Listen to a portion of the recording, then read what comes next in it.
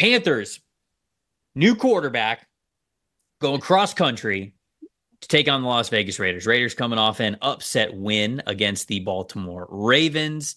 And the Panthers now are starting Andy Dalton after benching Bryce Young in this game. Carmen, with a new quarterback here for the Panthers, what is your matchup that matters? Yeah, I am not going to take the obvious one. I don't know if you did, but Carolina defensive line for the plus factor. I did. And I realize now that we both took the same plus factor. For the plus factor. We will get to that. We will get to that. No, I'm going to go this Carolina D-line against the Las Vegas O-line because the Panthers D-line, they're without Derek Brown, their best player perhaps on the team. And can they get to Gardner Minshew? Should there be more blitzes? Do you need to get more different guys involved rather than on the D-line? They ranked last in pressures with 10 through week 2. And there has only been 4 pressures generated by the D-line on 3rd and 4th down. So that's dead last in the league. And that is, again, crucial when it comes to opposing offenses sustaining drives against you, not getting off the field. It demoralizes the team when you give up even 3rd and 4th downs, especially when they're longer downs. I was really struggling with this one, Trev, because I was just like, oh God, what? The Raiders are coming off this big win against the Ravens.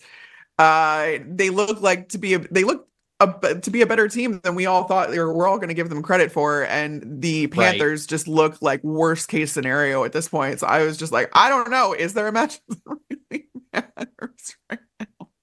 I think the Panthers, the last I checked, all right. The last I checked, the Panthers are getting 5.5 points in this one. God. Give me the Panthers. Give me the Panthers. The Andy Dalton led quarterback bump. The backup quarterback bump. It is real. Okay, it's real, okay. Carmen. It's going to happen. Right. All right. The team's going to be rejuvenated. And honestly, so I do think that the Panthers are going to play better under Andy Dalton. Are they going to be world beaters? I don't know about that. But the offense, Andy Dalton played 1 game last year. He played in week 3 against the Seattle Seahawks. Threw for 380 yards, 2 touchdowns, 4 big-time throws, 1 turnover-worthy play. He was excellent in that game. He was. You have a better offensive line this year, and in theory, you got better passing weapons. You got Deontay Johnson, Xavier Legette's now in there. You got Jatavian Sanders in the tight end rotation. In theory, it's a better situation than it was last year. So I do have some faith in Dalton to be able to come in and play much better than what we've seen from Bryce over the last 2 weeks. So I think they're going to be a more competent team. And then the matchup that matters here for me, and the reason why I am actually going with Carolina getting points in this game, is because the Raiders' explosiveness has been something of note. And if they can keep it up, I will be extremely impressed, and I will talk about this team differently moving forward.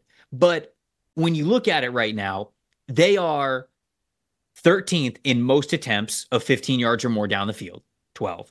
They're 2nd in completions of 15 yards or more with 9. Panthers have given up the 8th most completions of 15 yards or more, which is obviously a negative here and could go into that. But this Raiders offense is throwing the ball deep down the field, even in the intermediate areas where a lot of other teams aren't. Right, we're seeing explosives and we're seing passing yards down across the league. There's a lot of reasons Did for Luke that. Getsy become Bruce Arians? I don't. Or maybe Minshew just listens to the play and he goes, "No, we're not doing that. No, we're just doing that. We're just going to throw it down the field. Devontae down there somewhere." And the thing is that if they keep that up, because they were able to do that certainly against the Ravens in the second half last week, because both of their drives that had both of Minshew's big-time throws ended in points. One ended in a touchdown, one ended in a field goal. So if they can keep that up and still be an explosive passing offense, then all of a sudden I go, okay, this might be something that we can expect from this team every now and then throughout the season. But if the Raiders don't remain that level of explosive in the passing game, well, there's not really a high floor for them elsewhere. Because this team has the least amount of rushing yards in the NFL through 2 weeks at just 100 yards total.